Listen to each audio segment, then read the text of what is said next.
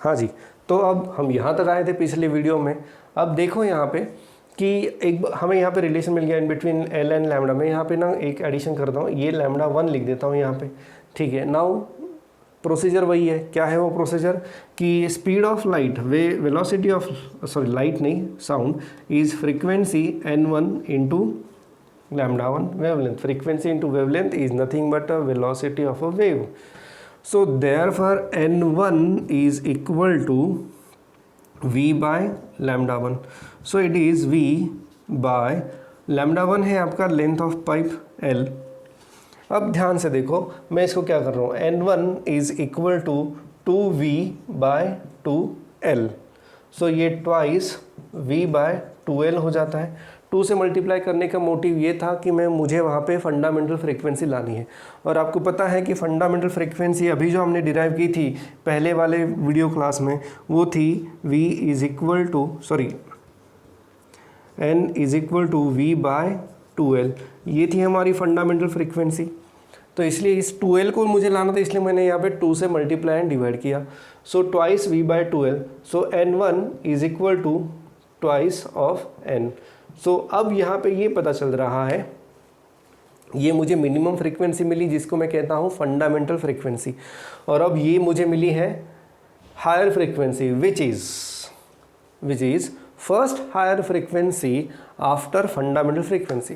ये जो फ्रीक्वेंसी मुझे मिली है this is first higher frequency after fundamental frequency. इस फ्रीक्वेंसी के बाद जो पहली हायर फ्रीक्वेंसी मुझे मिली है वो है ये, और इसीलिए इसको मैं कहूँगा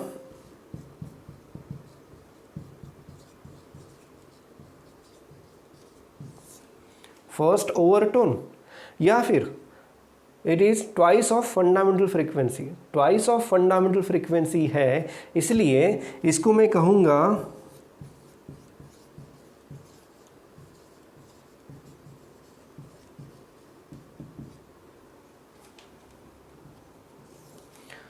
सेकंड हार्मोनिक, फर्स्ट ओवरटोन या फिर ये है सेकंड हार्मोनिक। तो अब हमें थोड़ा रिलेशन अलग मिल रहा है। हमें for a pipe closed at one and उसमें रिलेशन अलग मिल रहे थे, यहाँ पे थोड़े अलग रिलेशन मिल रहे हैं। तो दोनों के लिए फर्स्ट ओवरटोन या हार्मोनिक जो है वो अलग अलग रहेंगे। दोनों में एक रिलेशन भी आपको शायद मिल सकता है, जैसे मैंने अभी बताया भी था पहले वाले वीडियो लेक्चर में। सो ठीक है, यहाँ तक हम आ गए। अभी हम आगे बढ़ते हैं for the next higher frequency, जो कि दी है उसी पेज नंबर 143 पे, डायग्राम भी उन्होंने दी है।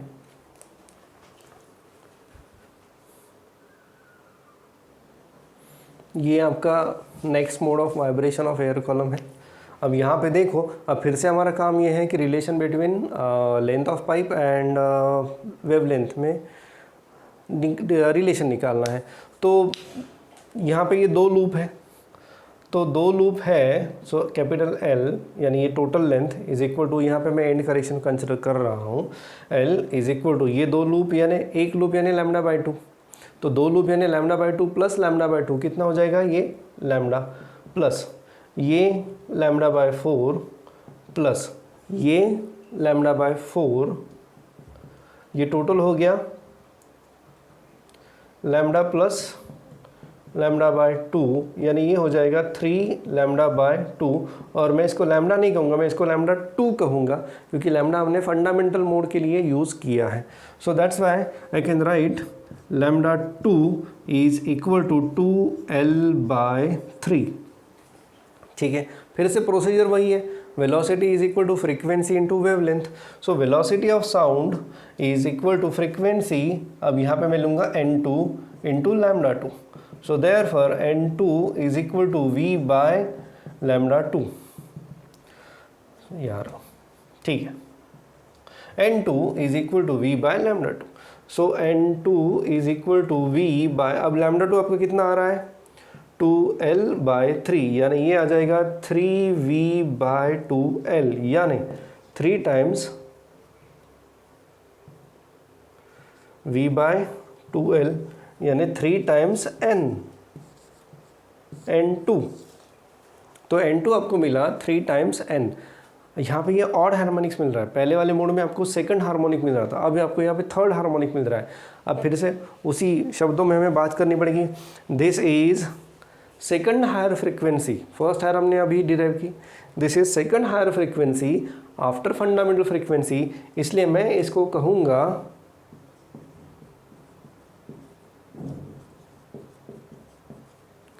Second overtone. और ये 3 टाइम्स फंडामेंटल फ्रीक्वेंसी है, इसलिए मैं इसको कहूँगा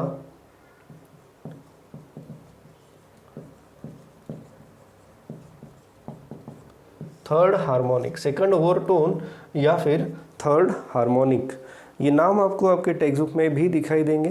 अब यहाँ से ये पता चलता है कि जो अगर मैं नेक्स्ट मोड लेता हूँ तो नेक्स्ट मोड की जो फ्रीक्वेंसी मुझे मिलेगी वो क्या रहेगी। देखो पहली फ्रीक्वेंसी मुझे मिली n, फिर मुझे मिली 2n, फिर मुझे मिली 3n, और इसके बाद क्या मिलेगी मुझे, ऑब्वियसली मुझे मिलेगी 4n, then I will get 5n। यानी for a pipe open at both ends we are getting all harmonics, सारे के सारे हार्मोनिक्स मुझे मिल रहे हैं। और इसीलिए ये जो पाइप है इससे जो निकली हुई साउंड है that will be rich in quality. Yes, quality भी एक होता है, हमने ये साउंड चैप्टर में पढ़ा था, because it contains all harmonics. अगर कोई फ्रीक्वेंसी कंपोनेंट्स मिसिंग है तो उस साउंड की जो क्वालिटी है वो थोड़ी कम रहती है। अगर उस साउंड में सारे के सारे हार्मोनिक्स रहते हैं तो इसलिए उस साउंड की जो क्वालिटी रहती है वो अच्छी रहती है। और ये भी डिस्कशन आपको आपके टेक्स्ट बुक में दिखाई देगा। बट एनीवे हमें यहाँ पे ये पता चल गया कि for a pipe open at both ends सारे के सारे हार्मोनिक्स प्रेजेंट रहते हैं, even as well as odd, ये सारे हार्मोनिक्स प्रेजेंट रहते हैं। For a pipe closed at one end हमने ये देखा कि उसमें सिर्फ ऑड हार्मोनिक्स प्रेजेंट रहते हैं, इवन हार्मोनिक्स उसमें प्रेजेंट नहीं रहते हैं। ये इसका कंक्लूजन था इन टर्म्स ऑफ, देखो अब इसमें देखो second overtone is third harmonic, इससे पहले हमने देखा कि first overtone is second harmonic. तो इन जनरल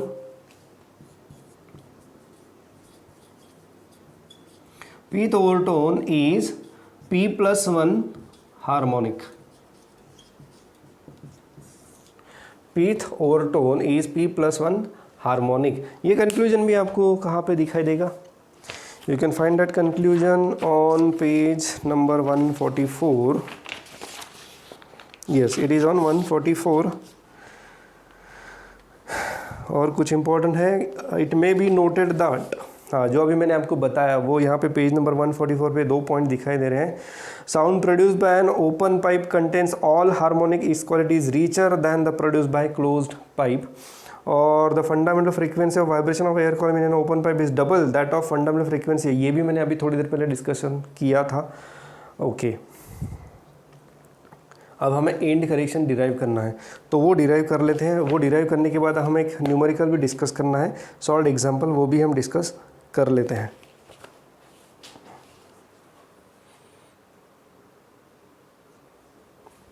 चलिए अभी हम एंड करेक्शन डिराइव कर लेते हैं। पहले ही ये लिया हमने, उन्होंने भी वही लिया है, end correction for a pipe open at both ends. तो अब हमें क्या एज्यूम करना है कि we have pipes of 2 lengths, 2 pipe है हमारे पास, एक की लेंथ है L1 और दूसरे की लेंथ है L2। दोनों का जो डायामीटर है, दोनों का जो डायामीटर है वो सेम है। दोनों पाइप जो है, दोनों की लेंथ है L1 और L2, दोनों पाइप का डायामीटर जो है वो सेम है। तो दोनों पाइप की फंडामेंटल फ्रीक्वेंसी क्या रहेगी, pipe open at both and हमने अभी देखा कि फंडामेंटल फ्रीक्वेंसी इसकी रहेगी N1 which is V/2 L1 + 2E, और इसकी क्या रहेगी fundamental frequency N2 V/2 L2 + 2E। ये इसकी फ्रीक्वेंसी रहेगी, फंडामेंटल फ्रीक्वेंसी यही दिया है आपके टेक्स्ट बुक में। Yes, okay. इन जनरल हमने क्या लिया था यहाँ पे, इट इज़ ये ब्रैकेट की जगह हमने लिखा था ट्वाइस L1 और यहाँ पे N2 V/2 L2। हाँ जी, this is N1 and this is N2। अब यहाँ पे आप देख सकते हो कि उन्होंने, देखो अभी velocity will be same, v will be same in both cases, velocity of sound, provided we are conducting experiment in same atmosphere।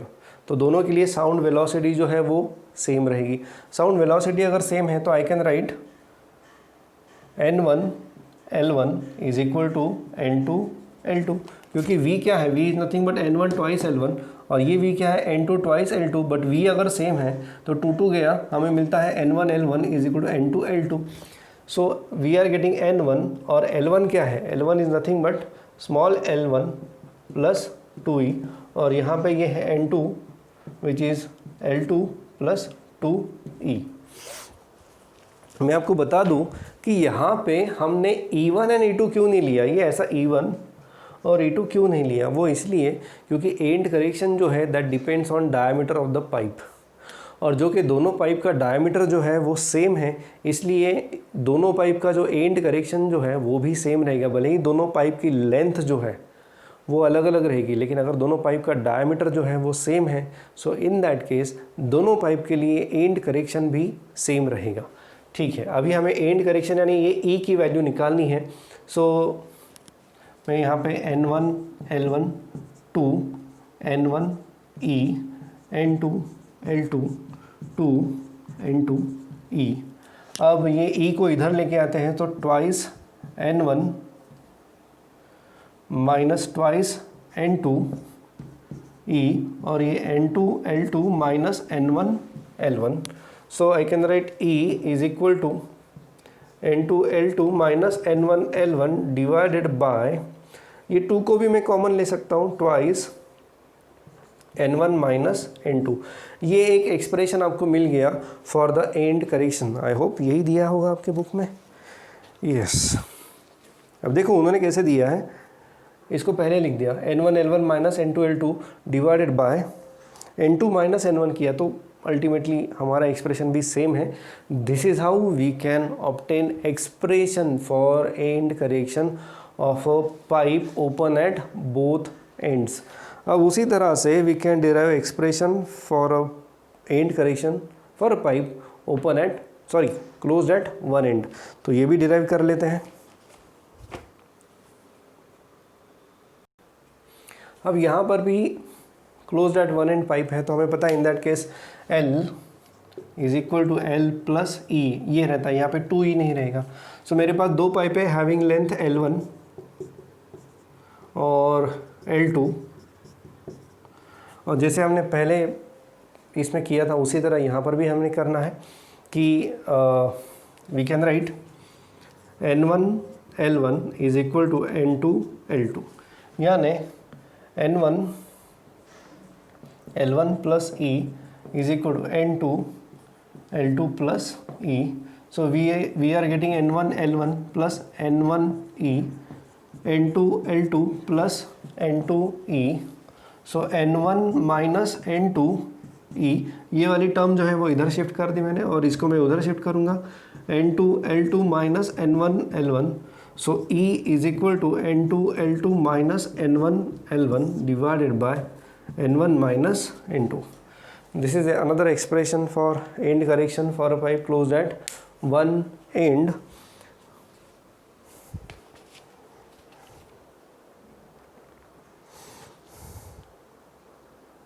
यहाँ पे थोड़ी गड़बड़ दिखाई दे रही है मुझे, आप देख सकते हो कि ये ट्वाइस आ गया, यहाँ पे उन्होंने ट्वाइस लिख दिया है। इक्वेशन 6.30 पेज नंबर 144, वहाँ पे ट्वाइस मुझे नहीं लगता आता है। यस, यहाँ पे ट्वाइस की कोई ज़रूरत नहीं, यहाँ पे उन्होंने twice of n1 minus n2 लिखा है, विच इज़ नॉट रिक्वायर्ड। क्या किया है उन्होंने पता नहीं। चलिए इसको निगलेक्ट कर देते हैं अभी, यानी ये जो करेक्शन है आपको यहाँ पे करना पड़ेगा, ये करेक्शन आप कर लो। आप चाहिए तो आप इस तरह से देख सकते हो।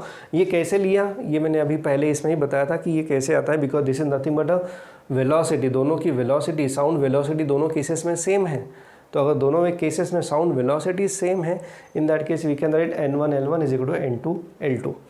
ठीक है, अब हम आगे बढ़ते हैं for the solved example on page number 145। तो इसको मैं पढ़ लेता हूँ।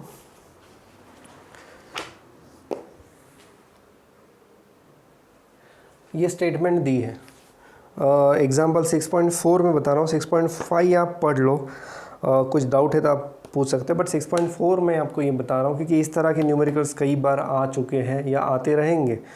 तो मैंने स्टेटमेंट बहुत क्लियरली और पूरी नहीं लिखी है, बट ऐसा है कि एक एयर कॉलम है 17 सेंटीमीटर का, और उनको चाहिए फिफ्थ ओवरटोन। बट कौन सी केसेस में? पहली केस दी है for a pipe closed at one and and fifth overtone for a pipe open at both and. दोनों के लिए उनको फिफ्थ ओवरटोन चाहिए। ठीक है, तो पहले हमारा काम ये है, पहले हम सॉल्व कर लेते हैं part A. So part A यानी for a pipe closed at one end, तो for a pipe closed at one end fundamental frequency जो है उसकी that is equal to V by 4L। अब यहाँ पे जैसे मैंने पहले भी आपको बताया था कि कई बार आपको एंड करेक्शन जो है उसको निगलेक्ट करना पड़ेगा, तो यहाँ पर भी हम एंड करेक्शन को है निगलेक्ट करने वाले। तो V बाय 4L ये है simple expression for fundamental frequency of a pipe closed at one end. So V by 4L, तो फंडामेंटल फ्रीक्वेंसी के लिए V दी है उन्होंने, velocity of sound that is equal to 340 divided by 4 into length जो है वो 17 सेंटीमीटर है, you can write it as 0.17 metre. तो अगर यहाँ पे कैलकुलेशंस में करूँगा नहीं, तो यहाँ पे जो इनकी फंडामेंटल फ्रीक्वेंसी जो आ रही है that is equal to 500 hertz, ऐसा उन्होंने यहाँ पे दिया है। मेन काम आगे है, मेन कंसेप्ट आगे है, वो तो जो हमने अभी डिराइव की थी कि for a pipe closed at one end pth overtone is equal to 2p+1 harmonic. ये आपको याद होगा, for a pipe closed at one end pth overtone is 2p+1 harmonic. तो फिफ्थ ओवरटोन जो रहेगा उसको मैं सिंबल दे देता हूं n phi is equal to 2 into phi plus 1 of fundamental frequency. तो फंडामेंटल फ्रीक्वेंसी हमने डिराइव कर ली है। सो 2 इंटू 5 यानी ये 10 प्लस 1 11n, सो 11 इंटू 500, सो ये 5500 हर्ट्ज, ये आपका आंसर रहेगा। तो फिफ्थ ओवरटोन जैसे pth overtone for a close pipe is 2p+1 harmonic. So ये हार्मोनिक का मतलब फर्स्ट हार्मोनिक, सेकंड हार्मोनिक यानी 2n, थर्ड हार्मोनिक यानी 3n, तो ये 2p+1 हार्मोनिक यानी 2p+1 इंटू फंडामेंटल फ्रीक्वेंसी। तो ये 2 into 5+1 into fundamental frequency n हमने यहाँ पे कैलकुलेट कर लिया है, दैट इज़ नथिंग बट 500, और आपको ये फाइनल आंसर मिल रहा है 5500। आई होप यही उनका आंसर आया होगा। यस, ये है fifth overtone for a pipe closed at one end. अब हम आगे बढ़ते हैं फॉर द डिस्कशन ऑफ ये case B, pipe open at both ends.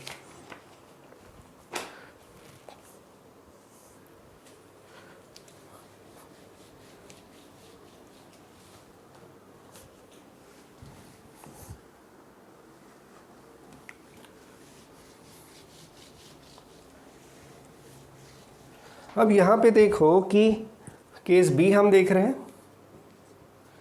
Pipe open at both and, for pipe open at both ends fundamental frequency जो होती है वो रहती है V बाय 2L। सो ये आ जाएगा 340 बाय 2 इंटू 0.17। तो मेरे ख्याल से ये तो आ जाएगी आपकी ऑलमोस्ट 1000, क्योंकि पहले इसमें 500 आई थी, अब 1000, क्योंकि मैंने कहा था कि ओपन पाइप है तो उसकी फ्रीक्वेंसी ट्वाइस रहेगी अगर हम एंड करेक्शन को निगलेक्ट करते हैं। एंड करेक्शन को अगर कंसिडर करते हैं तो थोड़ा सा डिफरेंस रहेगा, बट यहाँ पे as we are neglecting end correction, तो यहाँ पे वो 500 था तो यहाँ पे डबल रहेगा, 1000 हर्ट्ज रहेगी फ्रीक्वेंसी। और for a pipe open at both ends, for a pipe open at both ends pth overtone is equal to p+1 harmonic. ये कंक्लूजन हमने डिराइव किए थे जब हमने modes of vibration of air column पढ़ लिए थे। So pth overtone is p+1 harmonic, so that's why fifth overtone that is equal to n phi, that is equal to phi plus 1 harmonic. Harmonic यानी multiplied by fundamental frequency. So 5 + 1 यानी 6 × n is 1000, तो आपका जो answer यहाँ पे मिल रहा है that is 6000। सो ये इस तरह से करना है आपको सॉल्व, और ऐसे कई सारे न्यूमेरिकल्स आ चुके हैं, आते रहेंगे, तो ये न्यूमेरिकल्स की आपको प्रैक्टिस करनी पड़ेगी। एंड करेक्शन जब देते हैं तो थोड़े से कैलकुलेशंस आपके टफ हो सकते हैं, डिफ़िकल्ट हो सकते हैं। In that case we have log table with us, you can use your log table. तो ये सब करना था यहाँ पे। तो ये न्यूमेरिकल अभी हमने कंप्लीट कर दिया। बहुत ही सिंपल न्यूमेरिकल है, आपको बस ये पता होना चाहिए कि fundamental frequency is equal to V/2L, ये यहाँ पे दिख नहीं रहा है शायद से, N और ये है V। So fundamental frequency is V/2L for a pipe open at both ends and it is V/4L for a pipe closed at one end। ये सिंपल एक्सप्रेशन अगर आपको याद है तो आप ये न्यूमेरिकल्स आराम से कर सकते हो, इसमें कोई टफ नहीं है, कुछ ऐसे खास बात नहीं है, बस ये पता होना चाहिए था और कि पीथ ओवरटोन ओपन पाइप में कितना रहता है और क्लोज पाइप में कितना रहता है। ये सारी चीज़ें अगर आपको पता है तो आप इस तरह के न्यूमेरिकल्स बड़े आराम से कर सकते हो। दे में ask you ratio of length, ratio of frequencies वगैरह वगैरह, ऐसे आपको कई सारे टाइप के क्वेश्चंस पूछे जा सकते हैं। नेक्स्ट इज पेज नंबर 145 पे एक एक्टिविटी दी है और एक एक्सपेरिमेंट उन्होंने बताया है यहाँ पे कि ये किस तरह से करना। You read complete activity, but ये एक्टिविटी को मैं थोड़ा सा ब्रीफली बता देता हूँ, पूरा मैं नहीं बताऊँगा, बट थोड़ा सा मैं बता देता हूँ। ये एक्चुअली एक प्रैक्टिकल है आपके सिलेबस में, हालांकि अभी ये लॉकडाउन की वजह से ये हो नहीं पाएगा, बट ये प्रैक्टिकल जो है ये करते हैं हमेशा, हर साल परफॉर्म किया जाता है। तो ये प्रैक्टिकल मैं आपको बता देता हूँ कि करते कैसे हैं।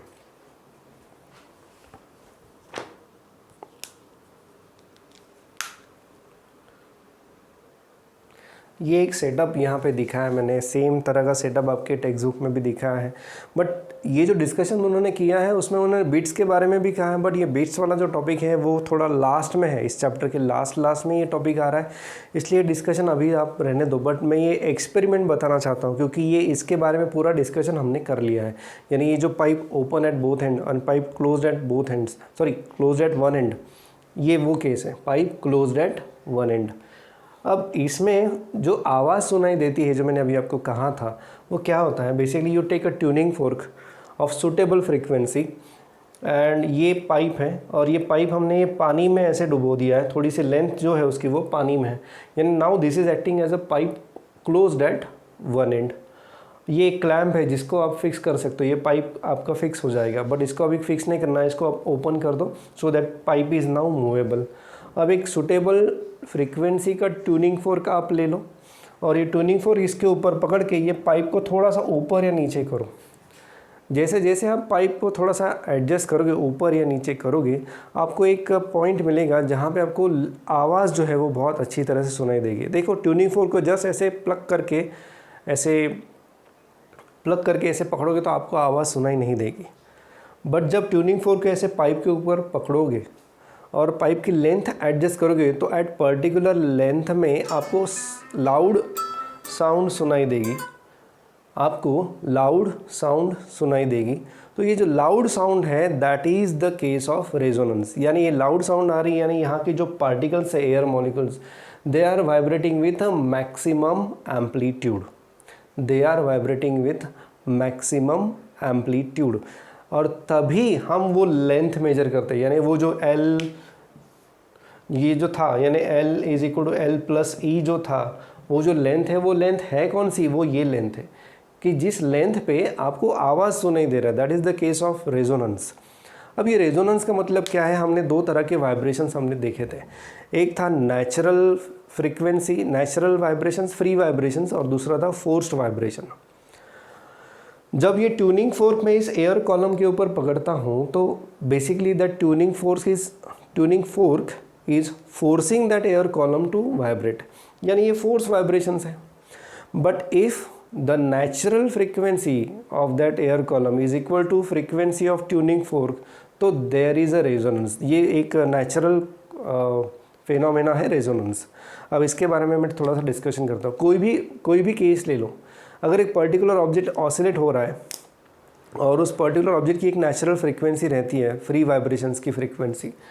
If the force frequency is equal to natural frequency, in that case the object will oscillate with a maximum amplitude, और इसको कहते हैं रेजोनेंस. फिर से बता रहा हूँ, हमने देखा था force vibration and free vibrations. एक ऑब्जेक्ट को ऐसे डिस्टर्ब करके छोड़ दो, it will vibrate with some frequency, that frequency is called as natural frequency. दूसरा था फोर्स वाइब्रेशन, एक ऑब्जेक्ट को ऐसे ऑसिलेट करो, this is the force vibration. अब when the frequency of force vibration is equal to natural frequency, in that case that object will oscillate, vibrate with maximum amplitude, और इसको कहते हैं resonance. तो जब ये ट्यूब की लेंथ ये हो जाएगी, यानी ये कितनी चाहिए आपको पता होगा कि n is equal to v by 4l. So if this l is equal to v by 4n, अगर आपकी लेंथ इतनी है v by 4n, so in that case आपको आवाज़ सुनाई देगी, क्योंकि वो जो फ्रीक्वेंसी है that is equal to natural frequency of that air column. और एयर कॉलम की फ्रीक्वेंसी और ट्यूनिंग फोर्क की फ्रीक्वेंसी अगर सेम है, यानी force frequency is equal to natural frequency, in that case you will obtain resonance. तो अब ये एक्सपेरिमेंट कैसे करते हैं, रेजोनेंस मिलेगा ये कैसे पता चलेगा आपको. रेजोनेंस मिला, इसका मतलब ये है कि आपको साउंड सुनाई देगी आराम से. आप ऐसे पाइप को ऐसे पकड़ के, ट्यूनिंग फोर्क इसके ऊपर है, तो आपको आराम से साउंड सुनाई देगी, आपको बहुत ऐसे कान लगाने की ज़रूरत नहीं है.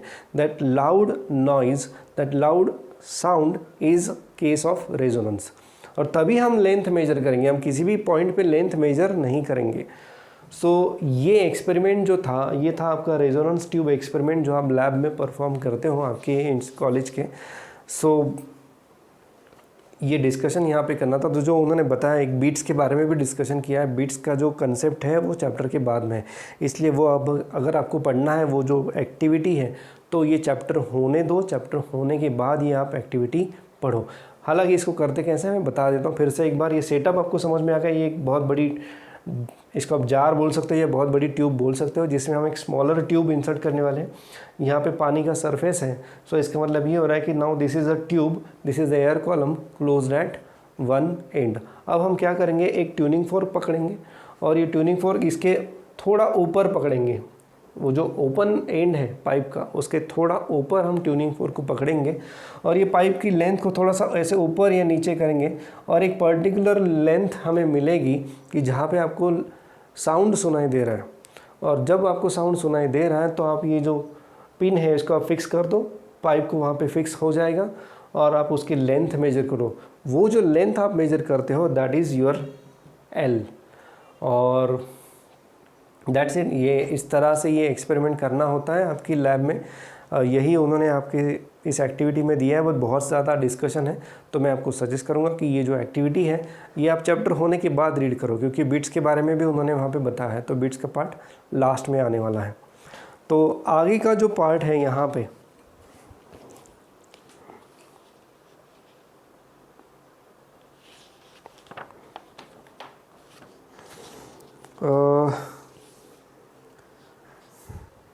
वो है vibrations produce in a string.